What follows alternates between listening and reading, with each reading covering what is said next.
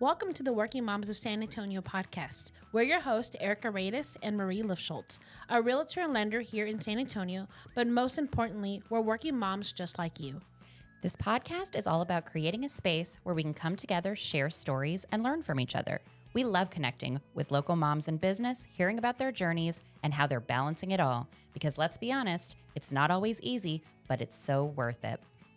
Before we dive into today's episode, we're excited to share some big news with you all. Our business community and co-working memberships are officially open. Whether you're looking for a supportive community of moms in business or need a beautiful space to work and grow, we've got just what you need here at Working Moms of San Antonio. You can visit the link in our show notes or workingmomsofsanantonio.com/membership for more info. Now, on to today's episode. Grab a cup of coffee, settle in, and let's get started. I'm the owner and artist of Vanidosa Beauty Studios. I'm an esthetician, a licensed esthetician, and also a permanent makeup artist and an instructor. In our beauty studio, we do lashes, we do chemical peels, we do facials, and of course, permanent makeup. San Antonio has been amazing to us, and I'm very grateful to be here.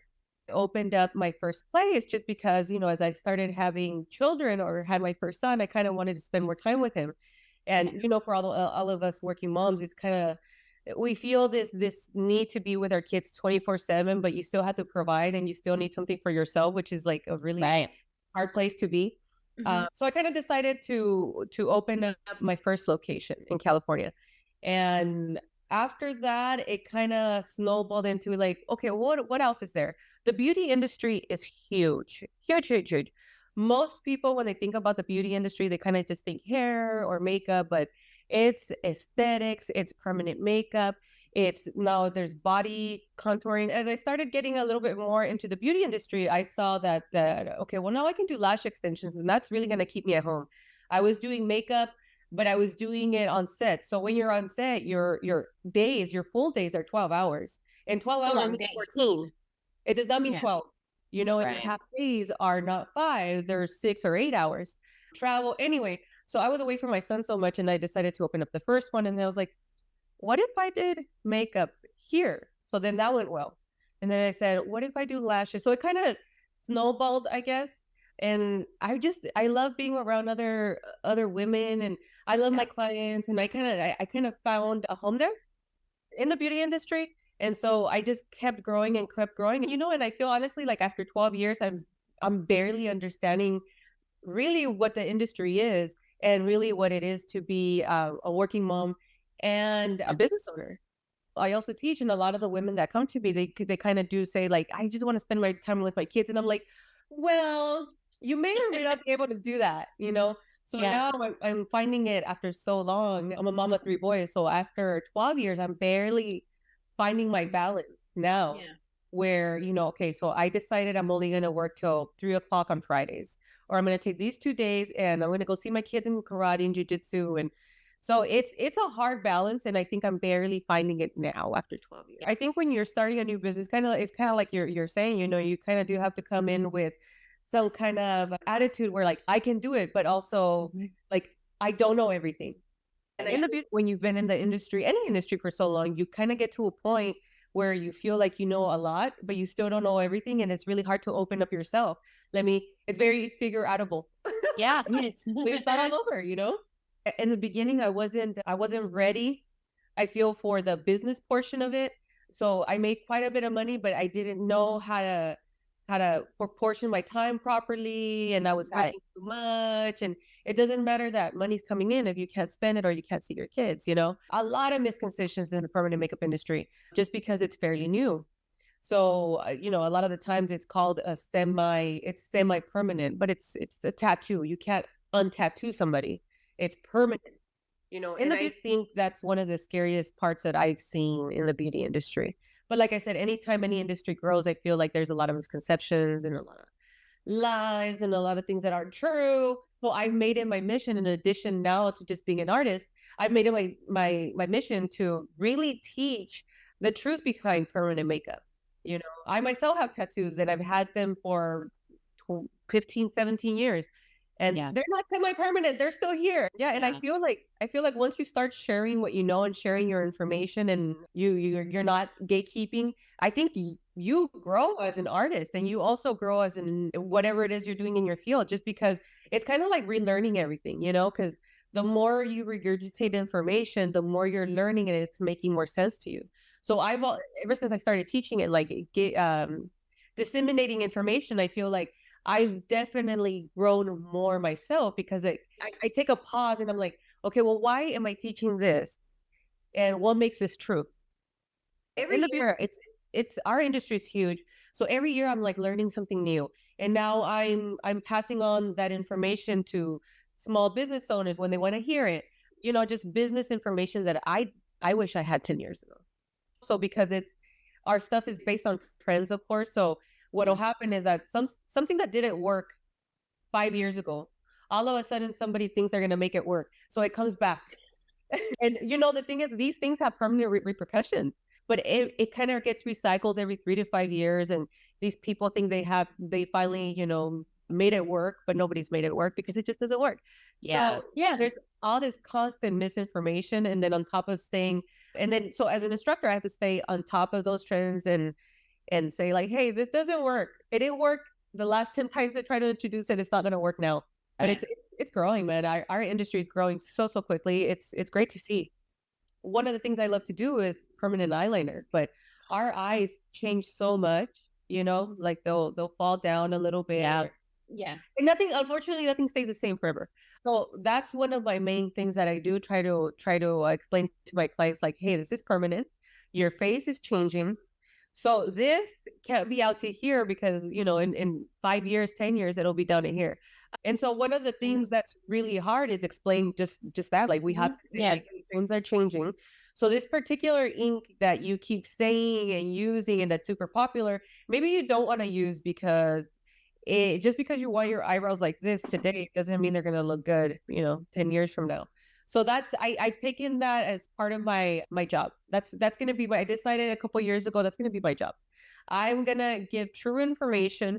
And so when I teach, I tell my students, I teach them to be masters of the craft and not just do permanent makeup. It's not the same. So I teach molecular size of specific ink. I teach the way carbon-based ink is different from non-carbon-based ink and why and how you should use this and that. I teach why you don't want so much opacity in ink. And I don't feel like there's enough people in my industry anyway teaching that. And again, it's permanent. So you have to be really careful about anything that you're putting in the skin because it's kind of foreps. So I would say most of my clients are working moms. And actually a majority of that is small business owners as well, which is I find really interesting. I think it's because of the time saving, like we all kind of want to save time and stuff. So I usually recommend that they start off with the brows. And what I like to do when somebody's really iffy about it or kind of scared, I use a particular type of ink that has a lifespan of about 2 years, which I think is great because, you might not want to do them in 2 years anymore. There's also a way to deposit ink into the skin with forever ink so that it's really not forever. So I usually tell my clients that come in if they don't know what to do, they just kind of want to update a look. I say, do brows. Yeah. Brows really do change your face and they make you look a little younger. Anytime I see anybody with the pencil thin eyebrows, it does age you a little bit. It does. Yeah. Frame around your eyes. Yeah. So I do a lot of brows because of that, because everybody's we're all trying to save time, spend more time with their kids or running after the kids or yelling at the kids, but the kids are always as working moms, And the lash enhancement just goes in between your eyelashes. And so it makes your actual lashes look darker. So you don't have so you don't have this thick eyeliner. For me, that's what I'm going to do for myself. I'll probably go just above my lash line and into my lash line. I just haven't had time to tattoo my own face. It's like everything else as an industry is growing, especially with ours, you get a lot of people that want to come in and make some quick cash, like in every industry. But with us, you can cause some permanent damage. Yeah. If when I'm teaching, because I also teach lashes. So when I'm teaching lashes, we talk about traction alopecia on eyelashes. And a lot of people don't talk about that, but that's a thing. It can actually happen. You can cause traction alopecia and permanent damage on the lash line if you don't apply them properly. If they start pulling, all the lashes start coming off together, it can cause traction alopecia, and then you won't have any eyelashes. It's the first thing you see because they're, you have lashes and all of a sudden it's naked, like right here. Aw. There to make a quick buck, and then who's there really to add value to your life, even if it's just taking off, 10 minutes from drawing in your eyebrows. I've met so many women in my industry who come and go and then they can't stay because, they don't add value. It's like you're saying, they come in, they make a quick buck and they leave. And nobody cares to do that anymore. But also to what you were saying, and I talked to this, I tried to talk to this, I tried to talk about finding your target market to a lot of my students. Not everybody's for everybody. You do not have to compete with pricing. You compete with your skills and with your knowledge and how you're the beauty. But and not everybody's for everybody. Not everybody's my target market, and I understand that, and that's okay. But when you speak to your target market, those people will pay for your skills, for your knowledge, and for the amount of time that you've been in your industry. I feel like in the beginning, we kind of do that thing where like, oh, I feel bad for charging. And I think like that's a woman trait.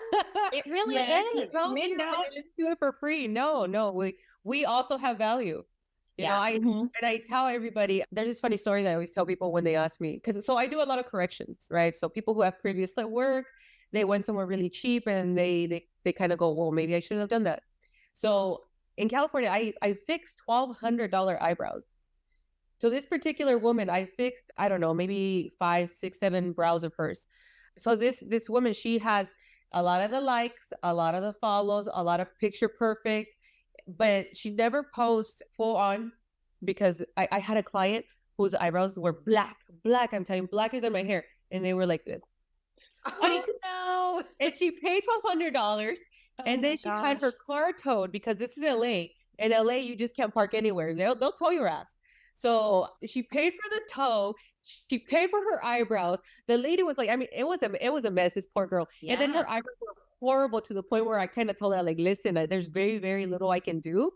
So I'm going to try my best. But I mean, they're still crooked. But, she had all the likes and she had all the follows and stuff. And you got to speak to just your people in H-Town. We're not for everybody, but the target market will find you and you'll find them. It's a huge city. I don't want all the clients. God, no, I don't want all the clients. Not all the clients are for me, and that's okay. So my favorite thing has always been the amount of growth in what I do. So there's just so much information to consume and so much information that's coming out. That's honestly my favorite thing. When I find out that somebody's doing something and I haven't heard of it or I haven't tried it, I will obsess with it until I understand it. And I love that obsession, that crazy part of me that says I have to know this and I have to understand it to a T. That's my favorite thing, honestly. Like, there's so many trends coming out because, like we were talking about, it is a trendy thing in the beauty industry. My favorite part is consuming knowledge in our industry. And so I can talk to anybody that has been doing this for 20 years or 3 years and talk about everything in our industry just because I'm such a consumer of knowledge. So that's my favorite thing. And so women that have been doing it for this long as I have, for some reason, not all of us like to share our knowledge. We kind of try to, a lot of us try to gatekeep. Our industry is still changing and growing. So I feel like there's enough for everybody. It's okay to just exchange information. And I've done that, and sometimes it's not reciprocated, which you kind of learn and you move on. Sure. But yeah, the best way to grow your industry, if you're really passionate and you love it, is just to share information. Thanks so much for tuning into this episode of the Working Moms of San Antonio podcast. We hope you loved today's chat and found a little inspiration to take with you into your week. If you have a podcast topic suggestion or a question you'd love for us to cover, definitely send us an email at hello@workingmomsofsanantonio.com. We'd love to hear from you. And until next time, see you in the community.